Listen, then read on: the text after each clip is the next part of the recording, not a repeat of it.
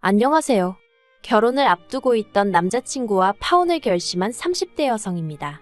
평소에도 현실적이고 계획적인 성격이라서 나름대로 꼼꼼하게 따져보고 신중하게 결정했던 결혼이었는데 이렇게 파혼으로 끝나게 되다니 무척 씁쓸합니다. 솔직히 지금도 왜 사귀는 동안 남자친구의 그런 면을 알아차리지 못했는지 이해가 되질 않아요. 1년이란 시간이 사람 한 명을 파악하기엔 부족했던 걸까요? 스스로 괴롭고 부모님 가슴에 대못을 박은 것 같아 죄송할 뿐입니다.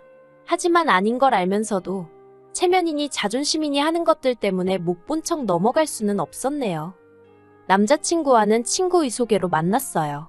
저는 친구가 많은 편은 아니지만 그래도 개중에 나서기 좋아하는 몇몇 친구들이 있거든요. 그리고 그 친구들의 주도로 싱글끼리 모여서 작은 모임을 가진 적이 있어요. 그리고 그때 남자친구를 처음 알게 되었습니다. 그러니 정식으로 소개를 받고 그런 것은 아니고 그냥 모임에서 처음 얼굴을 익힌 거죠. 하지만 이후로 바로 연인 사이가 되었거나 한 것은 아닙니다. 본격적으로 만남을 가진 건 그 모임이 있고 1년이 지나서였어요. 남자친구가 혹시 자기를 기억하냐면서 연락을 해왔고 그렇게 가벼운 안부를 주고받다가 연인이 되었거든요. 당시 남자친구도 저도 30을 넘긴 때였으니 서로 굳이 입 밖으로 꺼내진 않았어도 이 만남이 결혼을 전제로 하고 있다는 사실을 잘 알고 있었습니다. 그리고 다행히 사귀는 동안 저희는 어느 다른 연인들처럼 작은 다툼을 몇 차례 하긴 했지만 그게 다였어요. 서로 말로 상처를 준 적도 없고 서로의 믿음을 흔들 만한 행동도 하지 않았으니까요. 그래서 자연스럽게 결혼을 약속하게 되었던 거고요. 남자친구에 대해서 먼저 조금 이야기를 해보자면 남자친구 아버님은 중학교 선생님이셨고 어머님은 전업주부셨습니다. 그리고 남자친구는 그런 아버님의 영향 때문인지 역시 초등학교 선생님으로 근무하고 있었어요. 그리고 선생님이란 직업은 원래 연금제도가 잘 되어 있잖아요. 그래서 남자친구에게 따로 묻진 않았지만 적어도 부모님들이 노후 준비는 되어 계시겠구나 생각했네요. 뿐만 아니라 남자친구가 말하길 자기는 따로 어머님 아버님한테 용돈을 드리고 그런 적도 없다대요. 그래서 정말 다행이란 생각이었습니다. 재정적인 부분에 있어서 크게 걱정할 일은 없겠구나 싶었으니까요. 그리고 저에 대해서도 이야기를 해보자면 남자친구가 아버님의 영향을 받았듯 저 또한 친정부모님의 영향을 많이 받았습니다.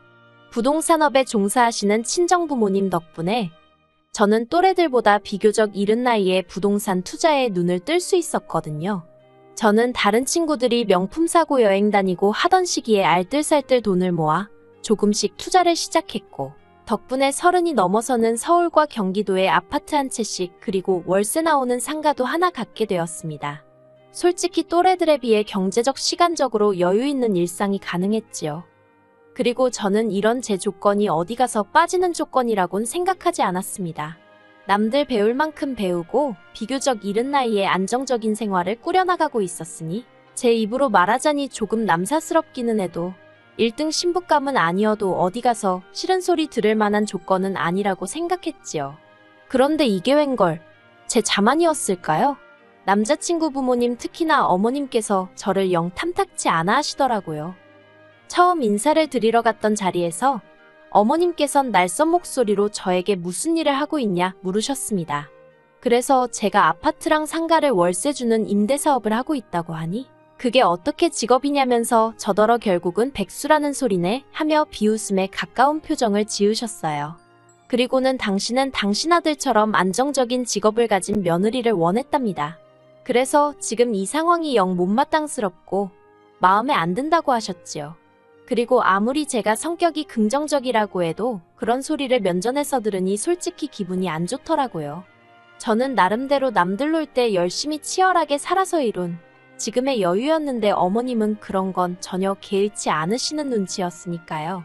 하지만 이런 걸 제가 일일이 설명할 수도 없는 노릇이었으니 아들 가진 어머니로서 며느리감에 대해서 뭐라도 트집을 잡고 싶으신 건가? 라는 생각으로 이해하는 수밖에 없었지요.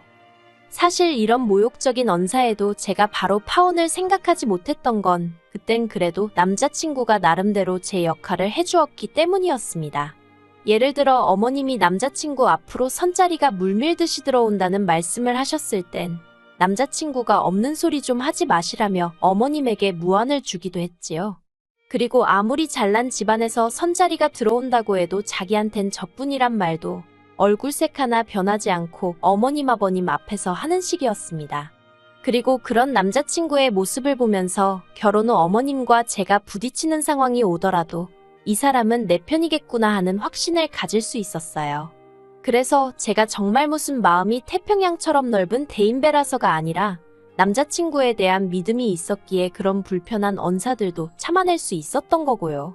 그리고 결국 어머님은 저와 결혼하겠다는, 저 아니면 안 된다는 남자친구의 고집을 꺾지 못하시고 저희 둘의 결혼을 허락하셨네요. 저는 친정도움 없이 결혼을 계획한 반면 남자친구는 모아둔 돈이 많지 않았습니다. 그래서 어머님 아버님이 1억을 보태주시겠다 하셨어요. 그런데 제 입장에선 이미 집이며 상가며 들고 가는 재산이 있는데 굳이 신혼집을 또 구하기 위해서 현찰을 동원할 필요가 있나 싶더라고요. 그래서 제가 가진 아파트 중 계약 만료가 다가오는 아파트에서 신혼살림을 차리자 했습니다. 남자친구가 모은 돈과 어머님 아버님이 보태주시는 돈으로 전세 계약을 하자고 했어요. 제가 집주인으로 남자친구가 세입자로 해서 계약을 하자고요. 저희는 당장 혼인신고를 할 계획이 없었고 그렇다고 남자친구한테 몸만 들어와서 살라고 하자니 그건 저희 친정부모님이 탐탁치 않아 하셔서 나온 이야기였습니다. 그리고 이 이야기가 어머님 아버님 귀에 들어가게 되자 어머님은 혼인신고만 안 한다 뿐이지 부부끼리인데 무슨 계약을 맺냐면서 몹시 언짢아 하셨지요. 사실 저희가 혼인신고를 미룰 수밖에 없었던 건 남자친구의 10년도 넘은 청약통장 때문이었습니다. 남자친구가 저와 혼인신고를 하게 되면 2주택 세대가 되어버리고 그러면 청약통장은 거의 무용지물이나 마찬가지였으니까요. 그래서 비록 아버님이 손주를 간절히 기다리고 계시는 건 알고 있었지만 2년 정도의 유예기간을 가져보자고 했어요. 임신을 조심하면서 청약이 당첨되길 기다려보자고요. 그리고 이런 저희 제안에 남자친구는 서운한 기색을 감추지 못하는 듯 했지만 솔직히 청약만 된다고 하면 1, 2억은 금세 오른다는 걸 본인도 알고 있었을 테니 결국 제 의견대로 따르겠다 하대요. 그렇게 어머님의 반대도 이겨냈지. 혼인신고에 대한 서로의 의견도 조율했지. 이제 정말 어느 다른 예비부부들처럼 드레스는 뭘로 할지, 식장은 어디로 할지 그런 것들만 정하면 되는 상황이었어요. 그런데 그런 와중에 정말 막말로 남자친구가 어디서 무슨 약이라도 처먹었던 건지 상상도 못한 사고를 치고 왔대요. 남자친구가 저랑 상의도 없이 청약을 넣은 것도 부족해 덜컥 당첨까지 되었거든요. 솔직히 청약을 넣고 당첨이 되었다? 여기까지만 들으면 다들 잘 된 거 아니냐고 생각하던데 문제는 청약을 넣은 아파트는 어머님 아버님이 사시는 본가가 있는 지역이었습니다. 뿐만 아니라 남편 학교에서 1시간도 넘게 걸리는 거리였기에 위치적으로 그 어떤 이점도 찾을 수가 없었지요. 그리고 더 열받는 건 심지어 애시당초 청약이 미달된 곳이었다는 점입니다. 그런 곳에다 10년 넘게 부은 청약이 기회를 날렸다는 게 정말 황당하고 어이가 없더라고요. 제가 도대체 무슨 생각으로 그랬냐고 남자친구에게 물으니 대답도 가관이었습니다. 그래도 자기가 남잔데 제 집에 세입자로 계약을 하고 그러는 게 쪽팔렸다나요? 그래서 홧김에 넣었다는데 뭐라 할 말이 없더라고요. 그래서 제가 그래 그냥 그 청약 통장은 처음부터 없었던 거라고 생각하자 했습니다. 그런데 남자친구가 우물쭈물하더니 벌써 계약금도 넣었어 그러는 거예요. 그땐 정말이지 제가 느꼈던 좌절감이라고 해야 할지 어떻게 설명해야 할지도 모르겠네요. 손발이 부들부들 떨리고 그건 그저 단순히 분하고 그런 심정이 아니었어요.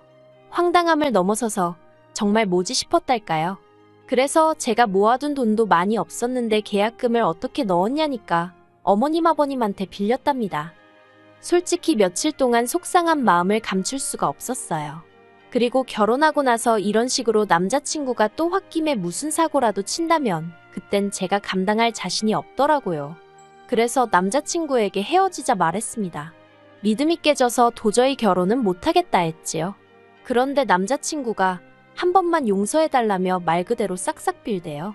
정말 자기도 무슨 정신에 그랬는지 모르겠다면서 결혼을 앞두고 여러 가지로 제 앞에서 스스로가 초라한 느낌이었다나 어쨌다나. 그래서 그래 청약 통장이고 아파트고 없다고 치고 정말 마지막으로 용서해주기로 했어요. 그런데 문제는 남자친구가 당첨된 아파트에 냈다는 그 계약금. 그리고 그 계약금을 내기 위해 어머님 아버님으로부터 빌렸다는 그 1억이 사실은 저희가 결혼할 때 주시려고 했던 돈이라는 거예요. 그래서 졸지의 시댁으로부터 하나도 도움을 받을 수 없게 되었습니다. 그리고 저는 차마 이 일을 저희 부모님께 말씀드릴 자신이 없더군요. 이 이야기를 들으시면 분명히 저희 결혼을 반대하실 게 뻔했으니까요. 그래서 남자친구에게 전세자금 대출을 받아서 저와 전세 계약을 맺자고 했지요. 그랬더니 남자친구가 황당한 소리를 했습니다. 무슨 대출이건 간에 대출은 받기 싫다는 거예요. 그래서 그러면 내 집에서 신혼살림 못 차리고 다른 집으로 가야 한다고. 그런데 지금 당신도 나도 목돈이 없지 않느냐고. 어쩌자는 거냐고 제가 화를 냈지요. 그랬더니 남자친구 말이 어차피 결혼하면 한가족인데 무슨 계약을 맺냐면서 처음에 어머님이 하셨던 말씀을 그대로 하는 거예요. 그래서 제가 혼인신고 전이지 않냐, 그러니 돈 문제는 깔끔하게 하자고 다 이야기가 됐던 거 아니냐 했습니다. 그랬더니 자기를 못 믿냐는 무슨 말도 안 되는 소리를 하더니 그냥 이참에 통장을 합치자대요. 어이가 없어서 남자친구한테 우리가 왜 통장을 합치냐고 했어요. 처음부터 월급 관리도 따로 하자고 이야기를 했고 돈 문제로 어설프게 얽히지 말자고 했는데 이제 와서 무슨 소리냐고요. 그랬더니 자기 이제 아파트 중도금도 갚아야 하는데 그거 같이 갚을 거 아니냐는 거예요.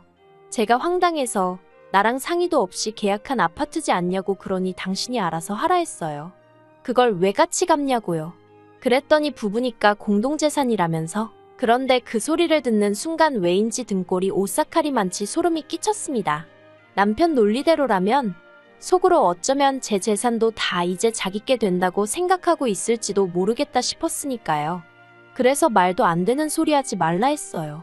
그건 당신 재산이고 내 재산은 내 재산이고 설령 언젠가 공동재산이 되더라도 그건 우리가 혼인신고를 한 이후의 이야기지 지금은 아니라고요. 그랬더니 이제 자기 청약 통장도 없는데 혼인신고도 안 할 이유가 없지 않냐면서 오히려 저를 이해를 못하겠다는 식으로 나오대요. 그리고 그런 남자친구의 생각지도 못한 뻔뻔한 태도에 저는 한마디로 학을 뗐어요. 하지만 그때 바로 남자친구에게 이별을 고하지는 않았습니다. 오히려 어떻게든 해결 방법을 찾아서 상황을 바로잡아 보려고 했지요.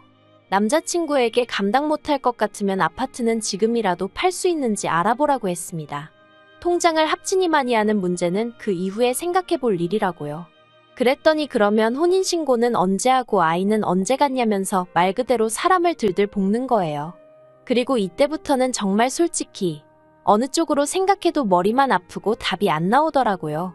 남자친구를 사랑하는 건 진심이었지만 막말로 우리가 결혼을 한 것도 아닌데 왜 저러나 싶고 동시에 저도 사람인지라 제가 힘들게 일군 재산을 남자친구가 날로 먹으려 드는 것 같아 여러 가지로 날이 섰네요. 그리고 무엇보다도 저랑 상의 한마디 없이 마음대로 계약까지 하고 온 아파트를 가지고는 마치 우리를 위해서 그랬다는 둥, 우리 공동재산이라는 둥 헛소리를 하면서 대출을 같이 갚자 하는 남자친구를 생각하니 우라가 치밀었습니다. 그래서 결국 며칠간 생각할 시간을 달라고 했습니다. 그런데 남자친구는 그것도 싫다며 그냥 제가 말하는 것마다 싫다고 딴지를 걸고 무조건 돈 이야기만 나오면 저를 야박하고 계산적인 사람으로 몰고 가는 식이었어요. 심지어 남자친구 부모님까지 저를 집으로 불러서는 부부라는 건 무슨 계약을 맺는 그런 게 아니고 서로의 부족한 점을 채워주는 거라는 둥 어떻다는 둥. 그리고 그런 일들이 반복될수록 정신적 신체적 에너지 소모가 너무 커지니까 그냥 다 놓고 싶어졌습니다. 그래서 남자친구에게 우리는 아무래도 인연이 아닌 것 같으니 헤어지자고 했네요. 하지만 역시나 남자친구는 이별을 순순히 받아들이지 못했기에 결국 한마디로 네가 가진 게 너무 없지 않느냐고 한쪽으로 기우는 결혼은 하기 싫다고 딱 잘라 말했지요. 그랬더니 또다시 어머님이 전화로 자기 아들이 교사라면서 교사라는 직업 가진 사람을 네 팔자에 또 만나겠냐 어쩌겠냐. 그래서 직업만 교사면 뭐하냐고 교사는 뭐 돈 없어도 살 수 있느냐고 저도 쏘아댔어요. 물론 남자친구네 집이 그 정도로 가난한 것은 아니었지만 저희 집에 비하면 힘든 건 사실이었고 어쨌든 그 심보가 너무 고약해서 있는 정 없는 정 다 떨어지던 상황이었으니까요. 정말이지 왜 사귀는 동안 저렇게 뻔뻔한 사람이란 걸 눈치채지 못했던 걸까요? 아무튼 이젠 뭐 다 끝난 사이니 더는 신경 쓰지 않으렵니다. 장담컨대 멋대로 청약 넣은 걸 후회하게 될 거예요. 그걸로 남자친구는 돈도 사랑도 잃게 되었으니까요.